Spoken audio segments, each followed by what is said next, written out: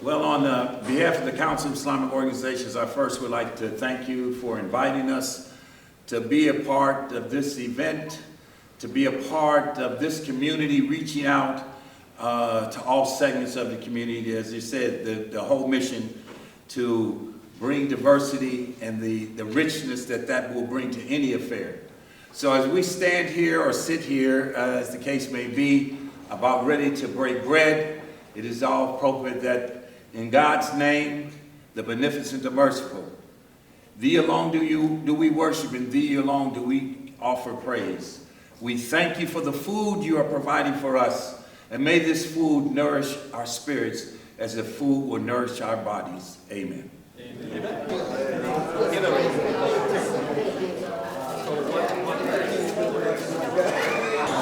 Here at Northern Illinois Food Bank, we believe in unexpected life. We know that things happen that are no fault of our own. There can be a health crisis, there could be a job crisis, there can be a pandemic, and that could lead someone to not having enough resources to pay for the food they need for their family. And so we really encourage folks that when unexpected life hits you, please come and get the help you need. Almost 50% of the folks who come to us every year only come to visit us 1 to 3 times. There's just a moment that they need some help. And I believe, and we believe here at Northern Illinois Food Bank, is when you're in that moment and you step out in courage and you say you need some help, that is a beautiful moment for you and for us, because we have help to give, and we look forward to serving every person who needs help in Northern Illinois.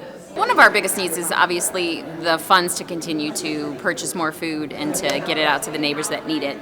We also need lots and lots of volunteers. So we have 4 centers across our 13 county service area, and we have between, I want to say, 6 and 12 shifts at every one of those centers. So we always need volunteers ages 8 and up to come on in and help us out. Summertime, everyone goes on vacation, so we do struggle a little bit to keep our numbers up. But year-round, we're constantly packing food to get out to folks that need it. So it's not just a November, December timeframe. It's all year long that our neighbors are in need of assistance. So anytime you can come, spare a couple of hours, donate some money.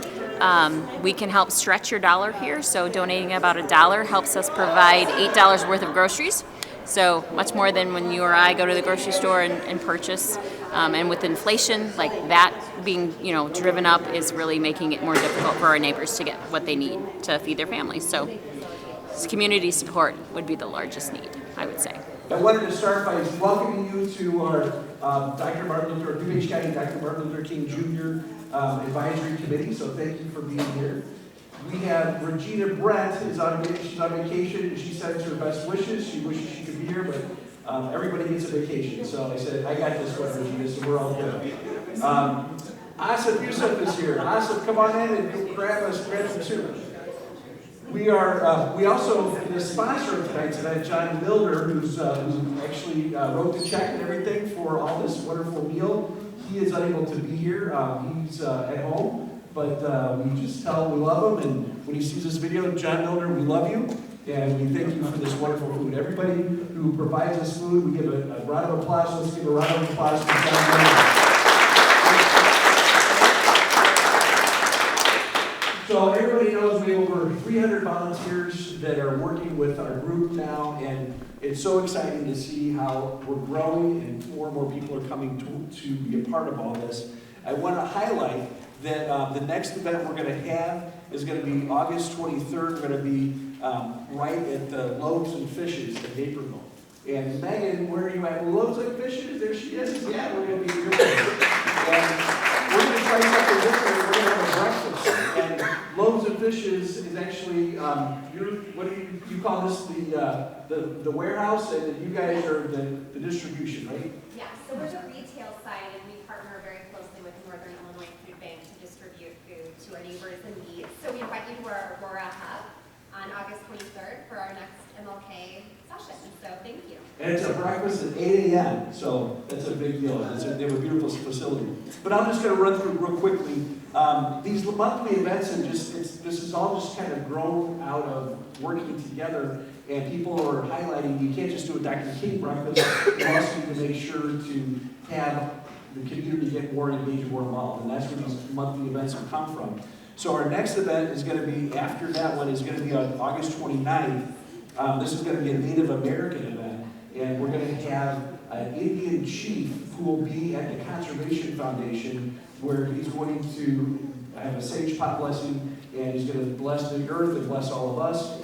We're going to have the CEO of the Abraham Lincoln Museum Presidential Library as a speaker, who's an expert on Dr. King and the Native American community. And then a Native American caterer is going to have an authentic Native American dinner that night. And so we're very excited about that. We are then going to go September 5th, Cantini.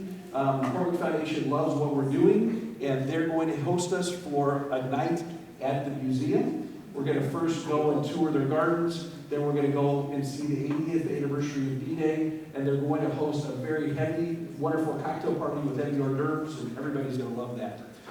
Then we're going to, on September 26th, we're going to have a Sikh dinner, and that's going to be hosted by the Illinois Sikh Community Center in Wheaton. Then we have, in the Chicagoland area, we're blessed to have Jonathan Ive. He's a world-renowned best-selling author that wrote the most definitive book about Dr. King's life, and he's going to be doing a Zoom with us, and we're very honored to have him. He wrote the book Ali as well. He is a rock star, and we're very blessed to have him at his level. Then we are going to have a breakfast at the synagogue, Beth Shalom, with Rabbi Evers. We're going to do that, a breakfast from 8 to 9:30, and I believe we're going to have officially lox and bagels and all that good stuff from the Jewish community, Jewish faith. And then Morton Arboretum is going to host us. How many people have been to Illumination? We're all going to be going there, and we're going to have a fun holiday event as well. And then January 20th is going to be the Fiesta Resistance. That's going to be our Dr. King breakfast. And Kate from the wonderful world of the DuPage Foundation, everyone knows that all the money that's raised goes to the DuPage Foundation, and we raised over $115,000 or $13,000 we netted last year, and that goes into a fund that continues to grow, and we hope every year to keep making that, and so by the time we get to $1 million, that will throw off about $50,000 in revenue every year, and that goes to help underserved folks in DuPage. So we're very excited. Also very excited to highlight that this could not be possible without the work of Dan Goodwin, who passed away. He's our chairman and CEO of the England Real Estate Group, and he was my second dad. This is his vision to be able to make this happen, and it's continuing his vision. So we're proud of that as well. But thank you.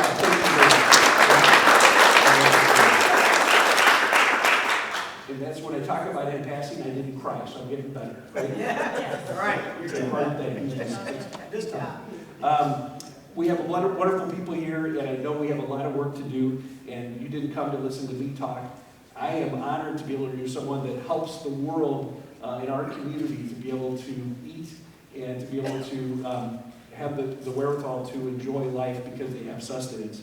And we are blessed in this community that Julie Yurko is here as our CEO of the Northern Illinois Food Bank, and it's my honor and privilege to be able to introduce to you our CEO of this wonderful organization that I can't wait for you to learn more about. So come on up, Julie, and welcome us to this beautiful stage. Thank you so much. Thank you, Dan. Welcome, everybody. We are so glad you're here. When I say we, I mean the entire Northern Illinois Food Bank family, but especially Megan, who is standing up here with me, and I'm going to introduce her a little bit and let her introduce herself in a moment. I also want to give a shout out to Melissa and Shannon back there, who have helped organize this for us tonight. Can you help me and take them? So here at Northern Illinois Food Bank, we believe in full bellies, and we believe that every person in Northern Illinois deserves to have the food they need to thrive. And so tonight you're going to help us do that. We really do want to get you out there working, though. We don't like people sitting around here. We like you out there working and sorting food and repacking food for our neighbors. So I'm going to have Megan give you some information about the food bank and what we do and how we do it. But I was asked to point out that we're providing you with some lovely soup jonas, some soup and rolls, and it will sustain you, but it's not going to fill you. And that was intentional, right? Because so many of our neighbors here in DuPage, Kane County, it's about 1 in 10 of our neighbors don't have enough to eat. And so they are stretching, right? They are stretching their dollar and what's in their pantry so that they can have enough to get through the day, but it's probably not enough for all the nutrition they need. So I give you that a little bit somberly, but it's just so that you understand the meaning behind breaking bread together. So with that, Megan Benham is our DEI manager here at Northern Illinois Food Bank. Diversity, equity, and inclusion is very, very important. It's about everything we do, is making sure there's enough food going out to every person who is suffering from food insecurity, and that we are reaching all of those who typically are marginalized, right, and understanding what has brought them to food insecurity and how we can also change that. And so as part of our 2025 strategic plan called Unite, one of our 5 pathways is all around diversity, equity, and inclusion. And so to be a part of this event tonight and be a part of the group is really honoring to us because we are with you and we believe in it. So with that, I'm going to turn over to Megan, who's going to tell you a little bit about the food bank. Hello, good evening, everyone. Thank you so much for being here. As Julie said, my name is Megan Benham, and I am the Diversity, Equity, and Inclusion Manager here at the Food Bank. I've been here about a year and a half, and my position was created because of Strategic Plan Unite, and because of the work that the Food Bank does. The Food Bank noted that we're already doing the work of diversity, equity, and inclusion, but how can we do that intentionally? And so I want to tie that today to your mission as the DuPage MLK Advisory Committee.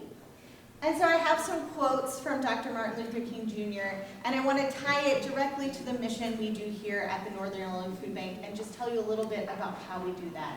So I'm not going to read all of these quotes, but I do want to share them with you. And the first is just the idea that everyone should have 3 meals a day, but also that they should have the opportunity to be educated and have culture and dignity. And so that is something that we believe deeply here at the Northern Illinois Food Bank, and you can see that in our mission, to provide nutritious food and resources for our neighbors with dignity, equity, and convenience through partnership and innovation. And we do that through so many ways, and we're thinking deeply not only about how to get people the food that they need, but also how to get them the food that they need with dignity and convenience, and the food that they want. So we do it through different ways of getting them the food that they desire and not just the food that we can find. And we do it through ways of doing it in multiple different ways, through loaves and fishes, through online ordering, through creating our own market out in Rockford. And so those are just different ways that we're deeply thinking about that, but also how to educate people and how to make sure that they're getting resources beyond just the food that we're providing. And so there's lots of different ways we're doing that as a food bank. And why should there be hunger and deprivation in any land, in any city, at any table, when man has the resources and the scientific know-how to provide all mankind with the basic necessities of life? And so we believe that strongly here in Northern Illinois, for everyone in Northern Illinois to have the food they need to thrive. Not just the food they need to survive, but the food they need to be a person with dignity, and to be able to find the other resources that they need in their life, and how do we partner our programs with other resources so that they can find everything in one place. And so that's something we care deeply about here at the Northern Illinois Food Bank. And this is a really long quote, so I'm going to give you a moment to take it in, because I do think it is a very powerful quote. I'm going to highlight just a piece of it, but I want to give you just a moment to read it for yourself.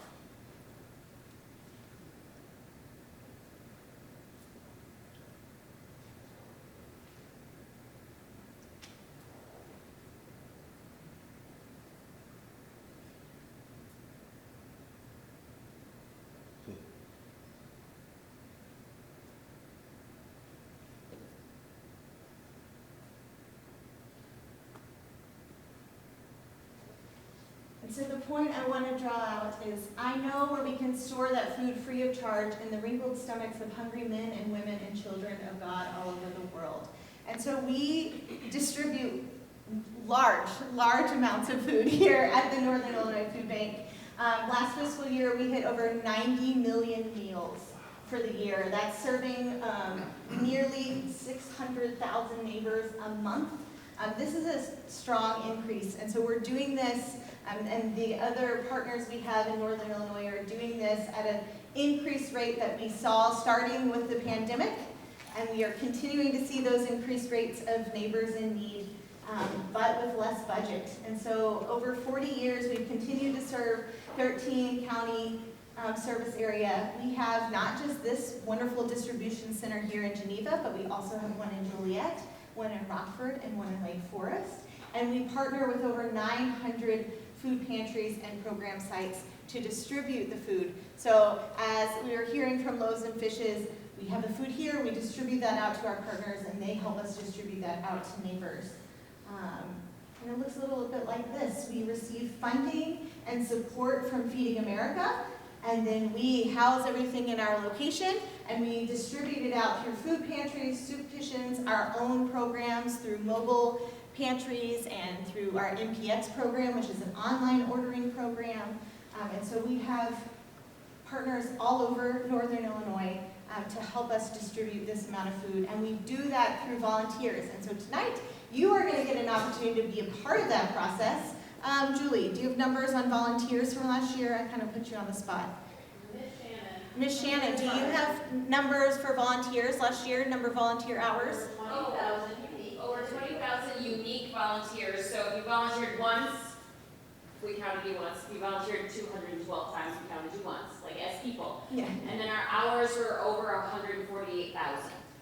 So we do not do this on our own with the people in this building or the people in our centers. We do this with groups like you who come and help us provide these wonderful resources for our neighbors.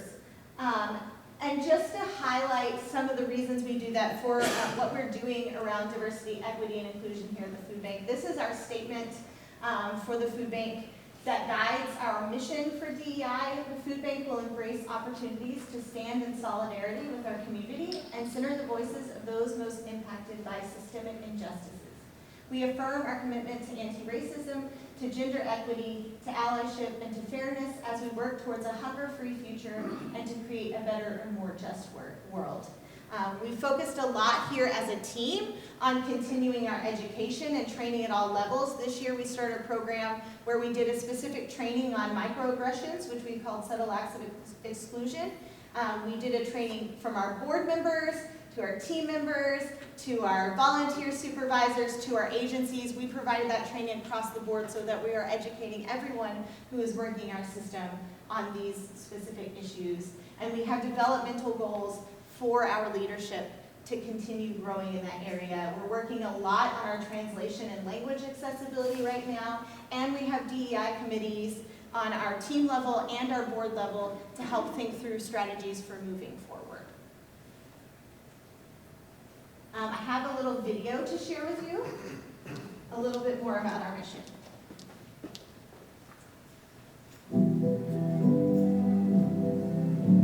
I have 2 kids. Noel is the oldest, he's 7, and Alani, my youngest, she's 4.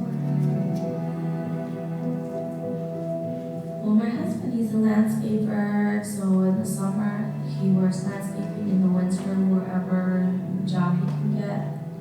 Doesn't matter how much they pay him, as long as he has a job, you know.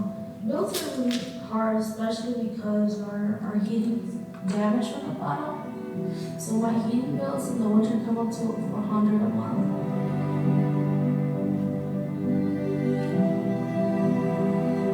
So we have that. I have to pay my car insurance, and then my car's breaking, you know, so it's where everything goes. Last winter, really that day, all my kids had in the morning was peanut butter sandwich. And there was not even jelly. We were like, you know, freaking out because the kids are you know, they're hungry, but then they fall asleep, so I don't think good. Like, I was embarrassed of my situation. I feel like a failure.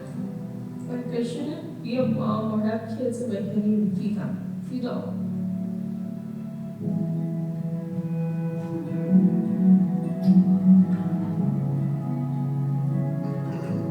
Like I said, last winter was really, really bad. This year I was like, you know, I'm not gonna go through that again. We started using the backpack program recently. I knew about it because they would send us emails, but I was kind of like scared to use it. Using the backpack program has helped me release some of my anxiety. Like, I see my son's face when he comes home from school. He comes, he's like, Mommy, was so happy, he feels so proud.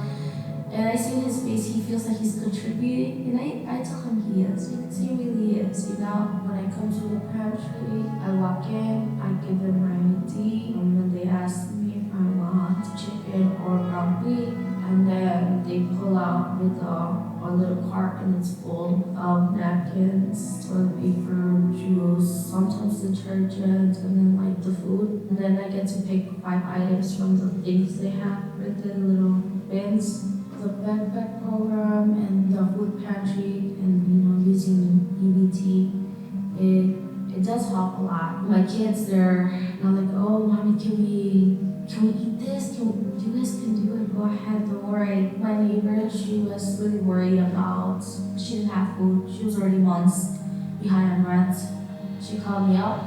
I packed up some food. I drove there and I spoke with her. And I was able to convince her about the program. Not only that, I also took her to the other programs that help with food. I mean, there's a quote that I love to share, if that's okay. If you're given something and you hold on to it tight, and God's giving you blessings, since you're holding on to it too tight, you can't catch any blessings. But when you open your hands to give, and you're giving, you're able to catch the blessings because your hands are open. And I've been using that quote in, you do catch a lot of blessings.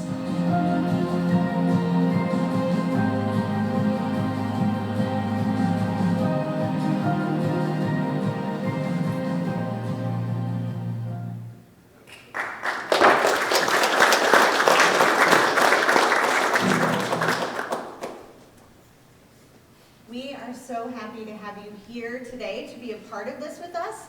So here is just a QR code for donations, but also you have on your seat ways to volunteer, and there are lots of ways to engage with us here at the Northern Illinois Food Bank. I am going to invite Shannon up here to tell you a little bit more about your volunteer experience and how to follow the rules to keep us all safe. And so that is,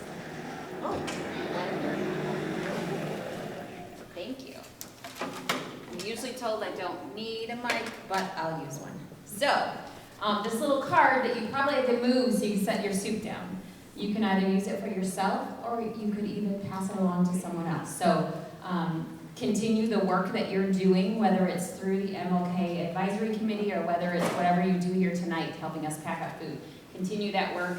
Every little bit helps, and we are just so appreciative of everything that you're doing, not only here, but in the community. So thanks for being here tonight. So we are, she gave me the clicker and I never use a clicker, so we'll see what happens.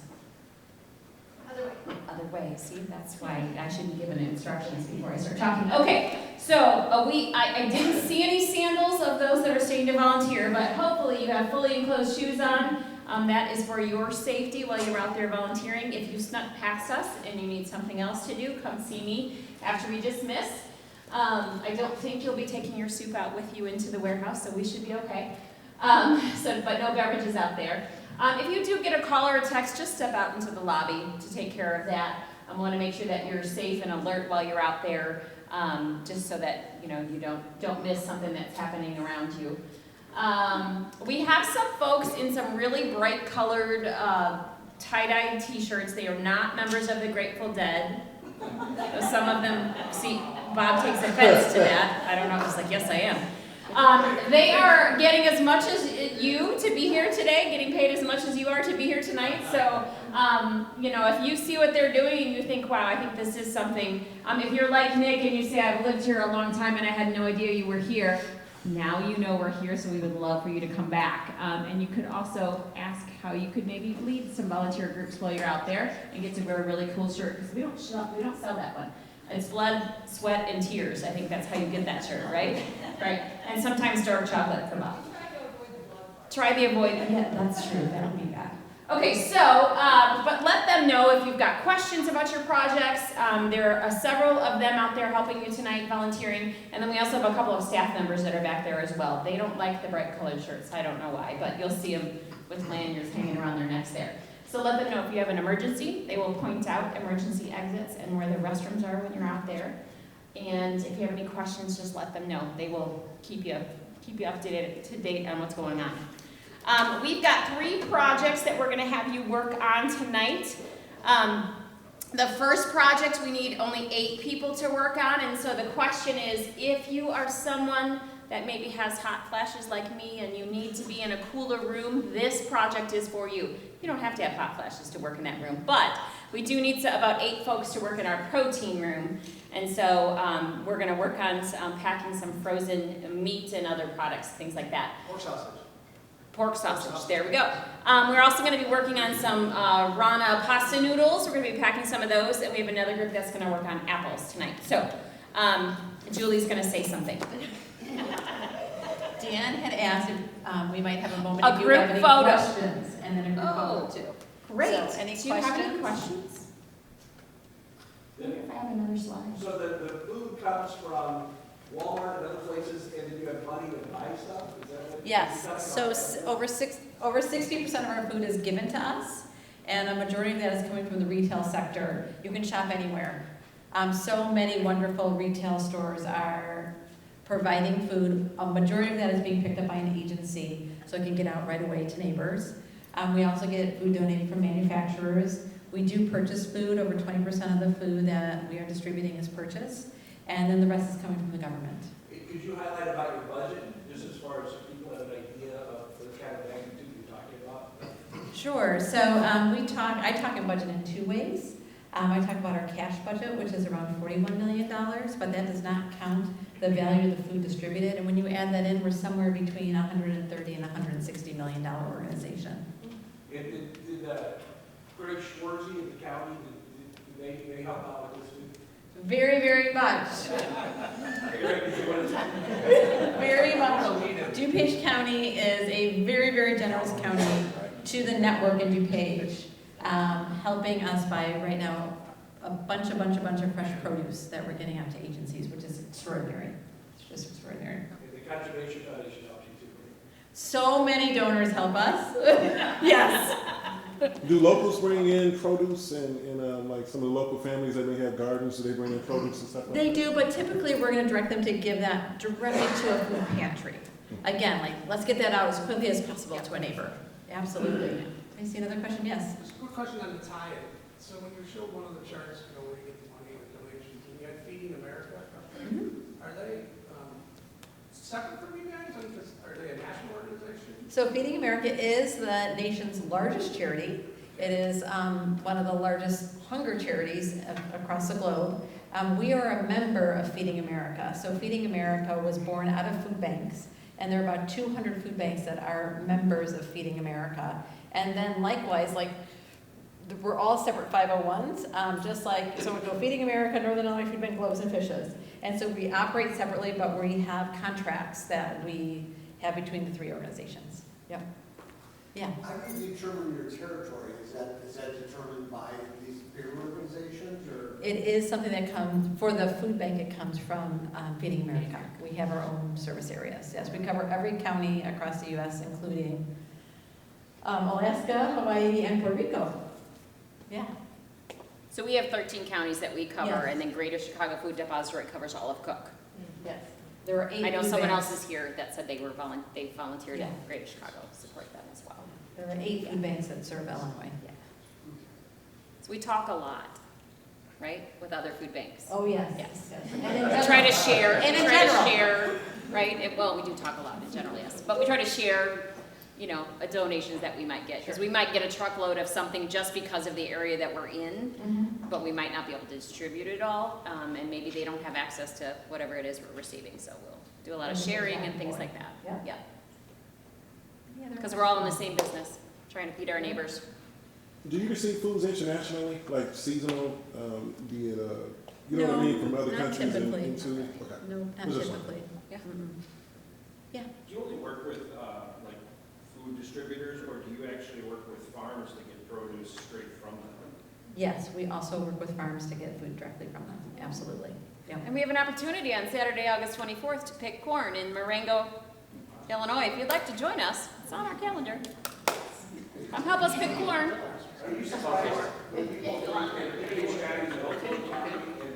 Sounds like fun, right? Yes. Oh, the Plugs, corn picking is a ton of fun. Yeah. Yes, and so we I would say pre-pandemic, Sharon, Shannon, I have trouble with that, as she knows. We've been here for a while. And pre-pandemic, I think people often said, can't possibly hear my neighborhood. And that's why we talk about all of us as neighbors, right? Some of us have help to give, some of us need help. Most of us, that's every day, both roles, right? And so, but the pandemic, right? When the economy shut down and you saw the long lines, I think it brought to light for a lot of people how very precarious our financial situations are within our own communities and how there are people out there that need help. When inflation hit, same thing, right? Like I think we've all experienced these different moments over the past 5 years that has helped. I don't hear it as much. There are still people that believe that, the need isn't real or the need isn't here, but it is. And here in DuPage County is over 83,000 people who are considered food insecure. Yeah. Yes. And we're now clear about the providers, but the service people, how do they qualify? Communities, for example. Sure, yeah. So within our network, community outreach folks that we can connect to and try to bring them to community.